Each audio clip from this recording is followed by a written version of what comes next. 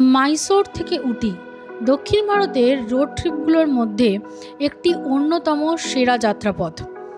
কিন্তু এই রোড ট্রিপটা এত ফেমাস কেন? কি দেখা যায় এই রোড ট্রিপে? আর এই বাসে করে যাওয়ার অভিজ্ঞতাই বা কেমন? আমরাই বা কেন বাসে করে যাচ্ছি? সেই সব কিছুই তুলে ধরেছি আজকের ব্লগে।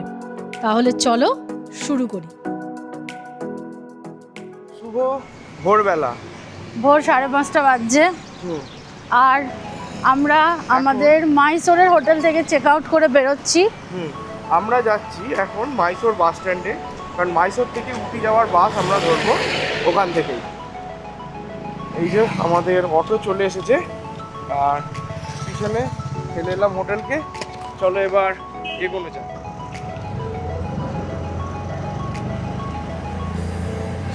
দেখো, আমরা এখন দাঁড়িয়ে আছি এই মাইসোর বাস স্ট্যান্ডে। এইখানে প্রচুর বাস দাঁড়িয়ে আছে। এই দেখো, এইগুলো তো শুধু নর্মাল স্টেট বাস, এছাড়া আরও অনেক সুন্দর বাসও দাঁড়িয়ে আছে। আর এখানে বাসের জন্য না মানে রিটেল একটা হাব। এখন এত সকালে এসেও দেখো তুমি এইখানে দোকান সব কিছু খোলা হবে। আর একটা মজার জিনিস হচ্ছে এখানে বাসের প্ল্যাটফর্ম আছে, যেমন এইটা প্ল্যাটফর্ম 1 এই সামনে, তারপরে ওখানে আছে প্ল্যাটফর্ম 2, আমাদের যেতে হবে ওদিকে, ওখানে প্ল্যাটফর্ম 3। বাট ব্যাপারটা হচ্ছে যে এটা প্রথম থেকে বোঝা যায় না। এসে এখানে আমি অনেক লোকের সাথে কথা বললাম ফার্স্টে, এবং ল্যাঙ্গুয়েজের একটা প্রবলেম হয়। সবাই হয়তো ইংলিশ বলতে পারে না বা চায় না, মানে কথা বলছি কান্নাটায় উত্তর দিচ্ছে, ভাঙা ভাঙা কথা বলছে। তো এখানে আমাকে একটু দৌড়োদৌড়ি করতে হলো। এনকোয়ারিতে গেলাম, ওখানে একজন পুলিশ ছিলেন, উনি খুবই হেল্প করলেন, বললেন বাস এখনও আসেনি, প্ল্যাটফর্ম 3তে ওয়েট করতে।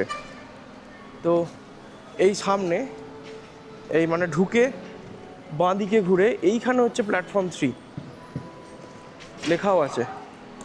এই যে যেখানে দেখো সবাই বসে আছে চেয়ারগুলোতে, ওইখানে প্ল্যাটফর্ম 3। ওখানে গিয়ে এখন আমরা আপাতত ওয়েট করব। আমাদের বাস এখনো দেয়নি, তাই আমরা এখানে ফুড স্টল থেকে একটু চা খাচ্ছি। এইখানে আমরা দেখো দাঁড়িয়ে আছি প্ল্যাটফর্ম নাম্বার 3তে, ঠিক আছে? আর এইবার যে মজার জিনিসটা দেখাবো বলছিলাম, এইটা দেখো, আমাদের হাওড়া স্টেশনে যেরকমভাবে বোর্ড ফেলে আর বিভিন্ন ট্রেনের টাইম প্ল্যাটফর্ম লেখা থাকে, ঠিক সেইভাবেই এখানে লেখা হচ্ছে বাসের জন্য, এবং রীতিমতো অ্যানাউন্সমেন্টও হচ্ছে। আস্তে আস্তে এবার ভোরের আলো ফুটছে। আমাদের বাস ছিল 6টায়, কিন্তু সেটা রিশিডিউল হয়ে 6:30 করে দেওয়া হয়েছে। দেখা যাক এবার কখন দেয় বাসটা। এইরকম বাস দিয়ে দিয়েছে আমাদের, আর এখন নিজেকে এরকম লাগেজ রেখে দিতে হবে। আমরা আমাদের মেন যে ট্রলি দুটো আছে ওটা রেখে দিলাম, এবার বাসে উঠবো।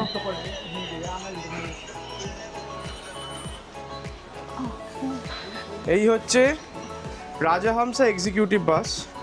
এই বাসের ডিটেলস কী করে কি বুক করতে হয় সেটা বলছি, আগে ভেতরে যাওয়া যাক। 17 এবং 18 এই দুটো সিট পড়েছে আমাদের।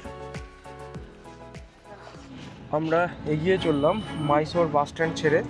এখন বাজছে ঠিক 6:30 মতো, অর্থাৎ চেঞ্জ হওয়ার পরে আমাদের বাসটা মোটামুটি টাইমেই ছেড়ে দিয়েছে। এই হচ্ছে আমাদের বাসের ভেতরে, দেখো মোটামুটি অনেক সিটই খালি আছে। সিটগুলো কেমন লাগলো? ঠিকঠাক, comfortable. Volvo bus super comfortable তা নয়, বাট যথেষ্ট ভালো। এসি নেই, বাই দ্য ওয়ে এই বাসটা নন এসি, কিন্তু ওয়েদার এখানে এতটাই সুন্দর যে এসির দরকার হচ্ছে না। আচ্ছা, আমরা এই মাইসোর থেকে উঠে যাচ্ছি বাসে করে। এই বাসের জন্য আমরা কেএসআরটিসির ওয়েবসাইট থেকে রাজাহামসা এক্সিকিউটিভ বাস বুক করেছিলাম। এতে ভাড়া পড়ে 250 টাকা মতো। দেখো করার পরে এরকম টিকিট দেয়, টিকিটে লেখাও আছে যে প্ল্যাটফর্ম নাম্বার 3 থেকে এই বাস ছাড়বে। মোট জার্নি টাইম হচ্ছে 4.5 ঘন্টা মতো, অর্থাৎ 6:30 থেকে ছেড়ে এই বাস প্রায় 10:30 কি 11 নাগাদ পৌঁছবে উটিতে। এবার যাওয়ার সময় রাস্তা কীরকম কী কেমন বা অভিজ্ঞতা কেমন সেটা আমরা যেতে যেতে বলবো। তোমরা যদি এই বাসটা বুক করতে চাও তাহলে এই যে কেএসআরটিসিতে বাস বুকিংয়ের লিঙ্কটা, এটা আমি ডেসক্রিপশন বক্সে নিচে দিয়ে দেবো। এছাড়া তোমরা যদি প্রাইভেট ট্যাক্সি করে উটি যেতে চাও তাহলে সেক্ষেত্রে ছোট গাড়ির জন্য খরচ পড়বে 3,000 টাকা, আর বড় গাড়ির জন্য 4,000 টাকা। তবে আমি বলবো দুজনে যাওয়ার ক্ষেত্রে বাসটাই কিন্তু বেস্ট অপশন। আমাদের যাওয়ার রাস্তার পাশেই এখন পড়েছে একটা রেল লাইন। এবার দেখো ওইখানে ওই যে রেড লাইনটা যাচ্ছে, জানি না এটা কোথায় যাচ্ছে, আর নিচে বোধহয় কাবেরী নদী বয়ে চলেছে। আর এদিকে এ ঘুমিয়ে পড়েছিল, পুরো ঘুমোচ্ছিল, এই মাত্র উঠলো। ঘুমপ্রিয় প্রাণী বাসে উঠেছে, নরম গদিওয়ালা সিট পেয়েছে, ঘুমিয়ে পড়েছে। আমি একা ভূতের মতো জেগে জেগে দেখতে দেখতে যাচ্ছি সব কিছু। এখন মোটামুটি 7:30 মতো বাজছে। আর দেখো পিছনে বাসটা আমাদের দাঁড়িয়েছে, এটা আমাদের ব্রেকফাস্টের জন্য সময় দেওয়া হয়েছে। সামনে এই যে এইখানে একটা রেস্টুরেন্ট, দেখি এখানে কি পাওয়া যায়। অনেক কিছুরই অপশন আছে, ওখানেও কিছু পাওয়া যাবে, এখানেও চা কফির দোকান আছে। যেটাই খাবো আমাদের 20 মিনিটের মধ্যে খেয়ে নিতে হবে, কারণ 20 মিনিটের মধ্যে এখান থেকে বাস আবার ছেড়ে দেবে। তো চলো দেখি এখানে ভেতরে কি কি পাওয়া যায়। আমাদের বাস দাঁড়িয়েছে এই যে দ্য কফি হাউস বলে একটা রেস্টুরেন্টে। তো এখানে বিভিন্ন রকমের ব্রেকফাস্টের অপশান আছে, নর্থ ইন্ডিয়ান ব্রেকফাস্টও আছে, পরোটা চাপাতি ইত্যাদি ইত্যাদি। আর সাউথ ইন্ডিয়ান তো আছেই, যেমন ধরো ইডলি বড়া, প্লেন দোসা, মশলা দোসা সবই আছে। প্রাইস যেরকম স্ট্যান্ডার্ড আছে সেরকম রিজনেবলি। হ্যাঁ, তো এখানে চা কফিরও ব্যবস্থা আছে। তো আমরা এখান থেকে একটা মশলা ধোসা আর একটা প্লেন দোসা নিয়েছি। মশলা ধোসাটা পড়েছে 70 টাকা, প্লেন দোসাটা পড়েছে 55 টাকা। প্লেন দোসা চলে এসছে, দোসাটা খুবই ক্রিস্পি। আর এই চাটনি দিয়ে খাচ্ছি, ভালোই লাগছে। আমি খাচ্ছি মশলা দোসা, ভালোই করেছে, ক্রিস্পি, এখনও মশলার পোর্শনে পৌঁছয়নি। একটা জিনিস, এখানেও যেমন অন্যান্য ব্যাঙ্গালোর অন্য জায়গার মতো গ্রেভিতে মিন্টের পরিমাণ একটু থাকে, এখানেও আছে। ব্রেকফাস্ট কমপ্লিট, বেশ সুন্দর খাওয়া হয়েছে, হাতার একটু সময় আছে, একটা ভাবছি কফি খেয়ে নেবো। এখানে সামনে একটা দোকান আছে। আর যে কথাটা তোমাদের বলা হয়নি সেটা বলি, এই জায়গাটার নাম হচ্ছে কুন্ডলপেট। খেয়ে নিচ্ছি এক কাপ কফি, আর তুমি? একটা চা। ভালোই, কিন্তু বেশ মিষ্টি, বড্ড বেশি মিষ্টি। যে জিনিসটা এখানে এসে ভয় পাচ্ছিলাম, এখানে সেটাই হয়েছে। মনে হচ্ছে একটু মিষ্টি মিষ্টি জিনিস খাচ্ছি, চা বা কফি খাচ্ছি মনে হচ্ছে না, বাট ঠিক আছে, কি আর করা যাবে। এক্ষুনি এবার উঠতে হবে, কারণ বাস ছাড়ার সময় হয়ে এসেছে। এই যে ওই জন্যে বাসের একদম সামনেই দাঁড়িয়ে আছি, এতে বাস ছাড়বে করলেই গিয়ে উঠে পড়তে পারি। বেশ একটা অন্যরকম এক্সপিরিয়েন্স হচ্ছে। ব্রেকফাস্ট শেষ, আবার বাস ছাড়ছে, চলো নেক্সট স্টপ উটি। আমাদের বাস আবার ছেড়ে দিয়েছে, টুকটাক ফ্রেশ হয়ে গেছি আমরা।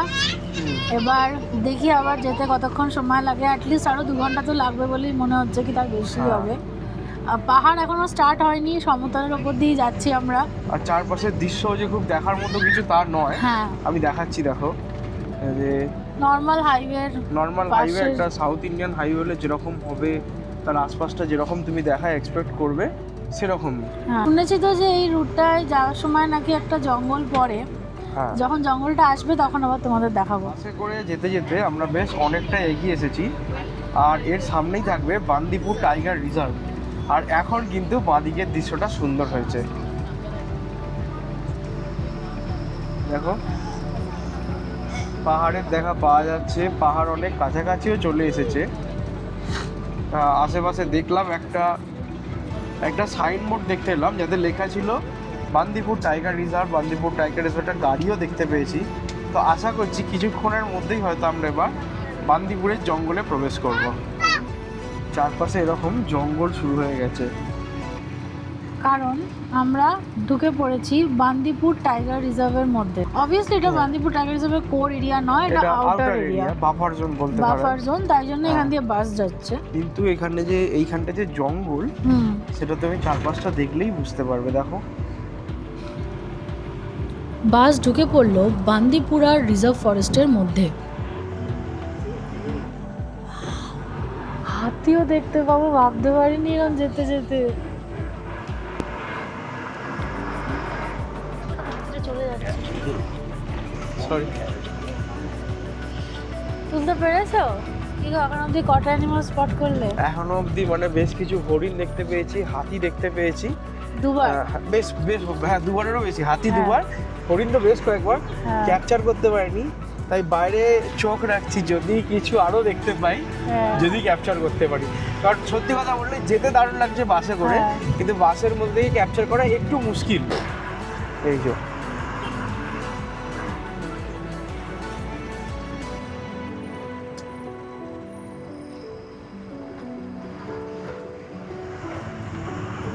আমার মনে হয় সামনে এখানে একটা গেট আছে এবং হয়তো কর্ণাটকা স্টেটের সমাপ্তি এইখানেই, কারণ লেখা আছে ভিজিট এগেন কর্ণাটকা স্টেট। আর সামনে আরও একটা বোর্ড আছে তামিলনাড়ু লিমিট স্টার্ট, অর্থাৎ আমরা কর্ণাটক ছেড়ে তামিলনাড়ুতে ঢুকে পড়লাম। স্টেট বাউন্ডারি ক্রস হ্যাঁ, করলাম। NH 67 দিয়ে যাচ্ছি। ফরেস্ট চেকপোস্ট থানমাল। এইটা হচ্ছে তামিলনাড়ুর ফরেস্ট চেকপোস্ট।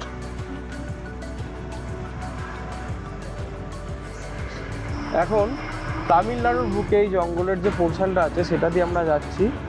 এইখানে দেখো জায়গায় ঘাস জমির পরিমাণটা একটু বেশি, মাঝে মাঝে বড় কিছু গাছও আছে। এবার যদি ভাগ্য ভালো থাকে এখানে আরো কিছু দেখতে পাবো, দেখা যাক।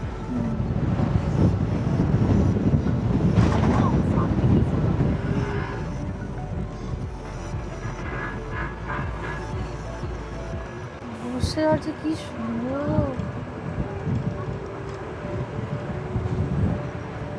তুললে এটা?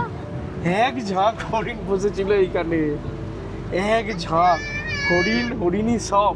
হ্যাঁ, দারুণ মানে দারুণ এই রুটটা যেতে কিন্তু দারুণ লাগবে। দারুণ লাগছে, দারুণ বাসে লাগছে। করে যাও কি গাড়ি করে যাও? হ্যাঁ, সিনিক বিউটি হ্যাঁ, এত সুন্দর, scenic beauty সুন্দর, হাওয়া এত ভালো, হ্যাঁ। চারপাশটাই দেখো না কি সুন্দর, খালি তুমি দেখো। যে গাছের মুড়ির মতো না, প্রচুর হরিণ আছে, প্রচুর হরিণ। চক্ষু দিন সকাল সার্থক একদম। হ্যাঁ, বিনা পয়সায় জঙ্গল সাফারি হচ্ছে আমাদের ফ্রিতে। কয় হরিণ।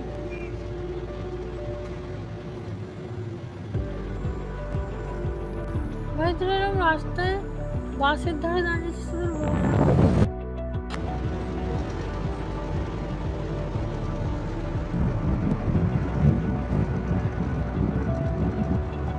আরও একগুচ্ছ হরিণ ও হাতির দর্শন মিলল।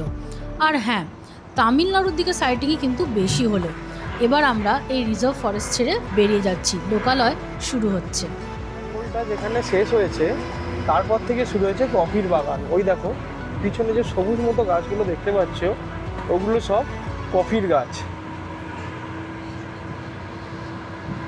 ওই যে পিছনে। এইরকম কফি বাগান আর কোথায় দেখেছো? এটা তো আমরা দেখেছি আরো কোরাপুট দেওমালিতে। একদম, তো সেই জন্যই আরো কোরাপুট- দেখে চিনতে পারলাম হ্যাঁ। যেগুলো কফি গাছ। কোরাপুট দেওমালির ব্লগটা যদি এখনো দেখে না থাকো তাহলে আই বাটন লিঙ্কে আসছে, অবশ্যই দেখে নাও, দারুণ লাগবে। উটি যাওয়ার আগে এরকম একটা শহরের মতো জায়গার মধ্যে আমরা এসেছি। এই জায়গাটার নাম হচ্ছে গুদালুর। এখানেও অনেক হোটেল আছে। এটা একটা ছোটোখাটো শহরের মতো জায়গা, পাহাড়ি একখানা কি বলবো যে বড় স্পট যেরকম হয় না, অনেকটা সেরকমই দেখতে। উটির কাছাকাছি চলে এসেছি আমরা, আর সেটা বোঝা যাচ্ছে কারণ চারপাশেরই দৃশ্যটা দেখে। উটি বলতেই আমাদের মাথায় আসে সুন্দর চা বাগান, আর দেখো সেটাই এখানে দেখা যাচ্ছে। সত্যি এবার মানে দারুণ লাগছে এখানে। আর এই যে এখানে আরেকজন এদিকে ঘুমিয়ে কাদা। হ্যাঁ, হঠাৎ করে একটা টার্নিংয়ে ঘুমটা ভেঙে গেল, আর তারপরে চোখের সামনে ফুটে উঠল পোস্ট কার্ডের ছবির মতো সুন্দর এই দৃশ্য। সত্যি উটি মন জয় করতে শুরু করেছে এবার। ওয়াও, দেখো এইখানটা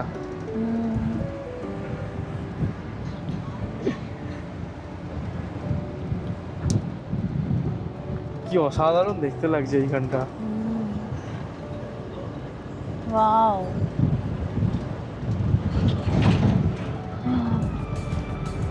উটির সৌন্দর্য এবার ধরা পড়ছে, বলো। হ্যাঁ। ঘড়িতে প্রায় 11টা বাজতে চলেছে, আর দেখো আমাদের বাসও কিন্তু এবার মূল উটি শহরে ঢুকছে। সেই 6:30 আমাদের জার্নি স্টার্ট হয়েছিল, তোমরা দেখেছো। দিয়ে ফাইনালি এখন আমরা পৌঁছে গেছি উটি বাস স্ট্যান্ডে। এই দেখো বাস স্ট্যান্ডটা, এই যে ব্যাঙ্গালোরের মতোই উটি বাস স্ট্যান্ডটাও কিন্তু বেশ বড়। এবার আমরা এখানে ঘোরার জন্য কিভাবে কি করা যায় সেটা একটা দেখে নিই। আমরা এবারে তোমাদের আগেও বলেছি আগে থেকে কিছু বুক করে আসিনি, সমস্ত কিছু এখানে এসে book করছি। দেখেই বুক করব। তো দেখে নিই এবার এখানে কী ভাবে কি ঘোরা যায়। উটিতে সেই দিন পৌঁছেই আমরা ঘুরে নিয়েছিলাম লোকাল সাইট সিইং স্পটগুলো, কিন্তু কি চমক ছিল তার মধ্যে, সেটা নিয়ে একদিনের মধ্যেই আমরা আসছি একটা নতুন ব্লগ নিয়ে। আর এই ব্লগটা কেমন লাগলো কমেন্ট করে অবশ্যই জানিও, ভালো লাগলে লাইক করো এবং বন্ধু বান্ধবদের সাথে শেয়ার করো। খুব শীঘ্রই সবার সাথে আবার দেখা হচ্ছে উটির লোকাল সাইট সিইংয়ের ব্লগে। ততদিন সবাই খুব ভালো থেকো, বাই।